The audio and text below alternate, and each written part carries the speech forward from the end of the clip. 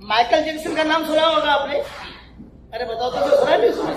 तो मैंने उसको एक बात कही, जब मैंने उसको इस्लाम की दावत दी तो मैंने कहा कि माइकल देख, तू जब मरेगा तब मैं तुझे याद आऊंगा।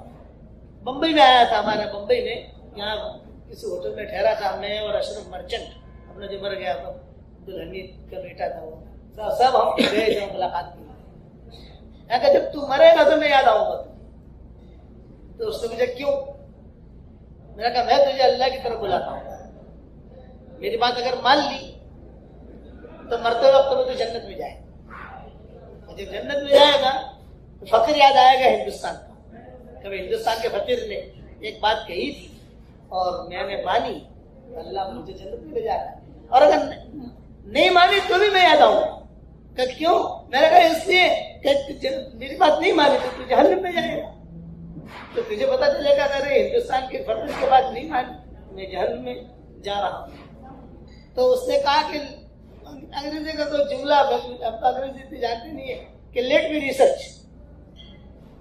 मैं तुम्हारी बात को मैंने दिल से लिया है, मैं इसको रिसर्च करूँगा। तो मैं आप हजरात, लंबा किस्सा है वो, तो मैं आप हजरात को कहता हूँ कि सूरह इखलास अगर बराबर पढ़ोगे तो इंशाल्लाह जब मरोगे तो मैं याद आऊंगा। कह रहे कितनी बड़ी फजीलत की चीज है। हुज़ूर सल्लल्लाहु अलैहि वसल्लम, एक सहाबी आए और सहाबी ने आकर कहा कि हजरत मुझे सूरह इखलास बहुत पसंद है। तुझे सूरह इखलास बहुत पसंद है? हाँ। तो चल अल्लाह को भी तो पसंद है, अब क्या चाहिए?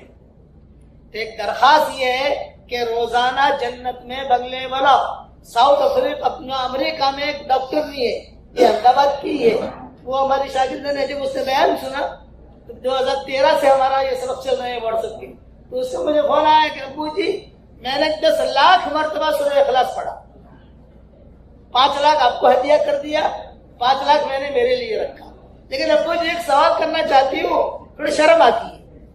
मैं कहा नहीं बेटा पूछो, शर्माने की बात नहीं है, तो खैर की चीज है, आप पूछना चाहो पूछो। तो देखा अब्बू जी बहुत बंगले हो गए जन्नत में मेरे, इतने बंगले करेंगे क्या? वहां भाड़ा बड़ा आएगा कि नहीं आएगा?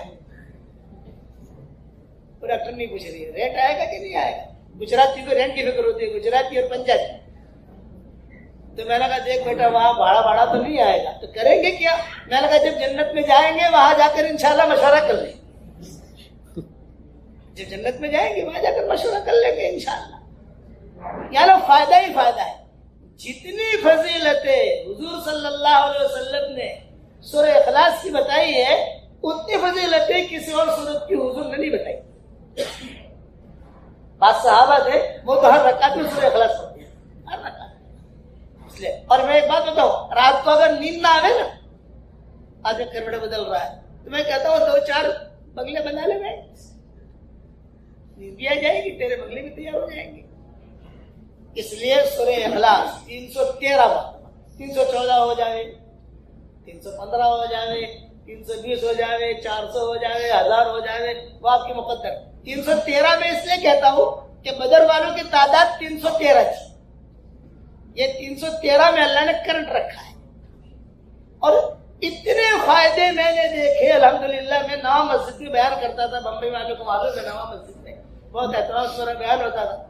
मैं एक मरतबा बयान करके निकला, एक लड़की जो गुस्से में वहां खड़ी हुई और उसने कहा अब्बू जी मेरी उम्र 28 साल की होगी, कहीं से रिश्ता आता नहीं, बहुत परेशान। तो मैंने कहा बेटा मैं एक इलाज बताऊं तो तू करेगी? कोई नुस्खा बताऊं कि वजीफा बताऊं? अब्बू जी मैं जरूर करूंगी। तो मैंने उस वक्त में मैं 100 मरतबा पढ़वाता था। अब 313 पर आया हूं, क्योंकि भाई आप लोगों के प्रॉपर्टी के भाव बढ़ गए, जमीनों के भाव बढ़ गए, तो हमारा भी तो भाव बढ़ना चाहिए भाई। भाई आपने जो है वो लिबर्टी वाले अभी आए थे मेरे पास, नहीं कितना पढ़ते हो? ये कम। मैंने भाई क्यों? लिबर्टी तुमने खरीदी थी 5 लाख रुपए की, और अब कितने की है? हाँ, तो मैंने कहा हमारा भाव ही बढ़ना चाहिए, 313 पढ़ो। उसको मैंने कहा बेटा तू 100 मरतबा रोजाना सूरह इखलास पढ़, ये मैंने उसको कहा। और मेरे पास तस्वीर थी उस वक्त में, मैं तस्वीर साथ में रखा करता था, तस्वीर हुसैन, एक तस्वीर में हमेशा साथ रखता हूँ। तो मैंने उसको कहा कि देखिए मेरी तस्वीर, इस तस्वीर का नाम है जानदार, शानदार, मालदार, दीनदार, ये 4 नाम है इसके। ये तस्वीर की, ये तस्वीर तुझे हदिया देता हूँ, इस तस्वीर के ऊपर तू पढ़ती रहे। मैंने कही मेरी तस्वीर ये कीमती तस्वीर है, माल के एतबार से कीमती नहीं है, मेरा हाथ लगा है इस पर, मैंने पढ़ा है, बहुत कुछ पढ़ा है इसके ऊपर, तो कीमत उसकी है। इसलिए ये तस्वीर तू ले जा, इसके ऊपर पढ़ती रहना, और फिर इंशाअल्लाह आइंदा साल मैं आऊंगा, मुझे रिपोर्ट दे।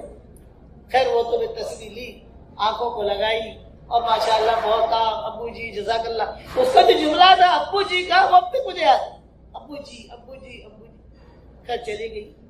दूसरे साल मैं नवा मस्जिद पहुंचा, बाहर निकला तो वही लड़की ऐसे तस्वीर लेकर खड़ी, और बच्चा जो है उसके हाथ में। मैं समझ गया कि ये तस्वीर आदमी पहचानता है ना, अपनी कार आदमी पहचान लेता है, मोटरसाइकिल पहचान लेता है, अपनी घड़ी पहचान लेता है। ये खड़ी, मेरा बेटा क्या हुआ? ये कहा अल्हम्दुलिल्लाह ये आपकी वजीफे की बरकत से अल्लाह ताला ने मेरे निकाह भी करा दिया, बहुत अच्छा शौहर अल्लाह ने दिया, और अब्बू जी बहुत पैसा भी अल्लाह ने दिया। मैंने कहा देखिए पैसा अल्लाह ने दिया है तो तू स्टॉप मत करना, स्टॉप करेगी तो स्टॉप हो जाएगा, खर्च करती रहे मदरसे में, यतीमों पर, बेवाओं पर, तो खर्च करना। अब्बू जी अल्हम्दुलिल्लाह अल्लाह ने मुझे लड़का भी दिया, इस लड़के को थोड़ा सा पढ़ के दम कर दो, दम भी किया मैंने।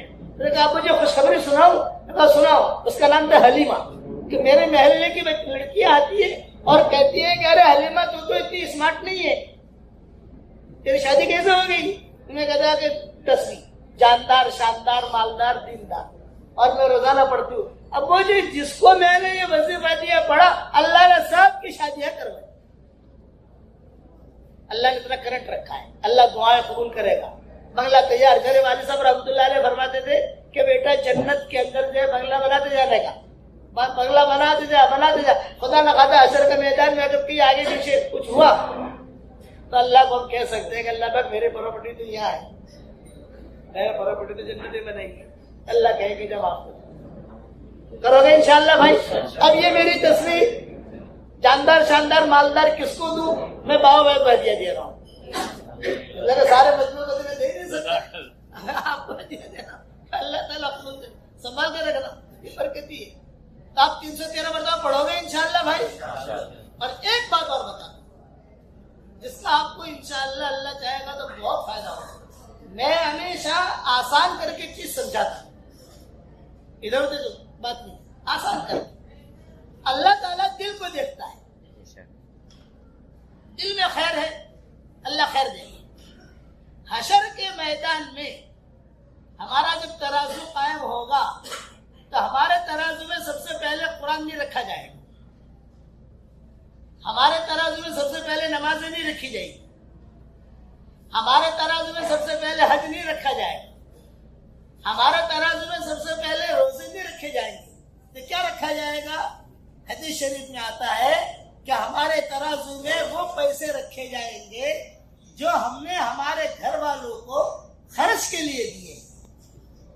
सबसे पहले बीवी बच्चों को जो खर्चा देते हैं महीने का, सबसे पहले वो पैसा रखा जाएगा। इसलिए और फिर अपने बाल बच्चों पर खर्च करने से सदक़े का सवाब मिलता है, इसलिए अपनी बीवी बच्चों के ऊपर दिल लगी के साथ खर्च, फराम दिली से, नोटा गिन गिन के नहीं ले, ये अशर के मैदान में तोला जाएगा, ये अशर के मैदान में तोला जाएगा।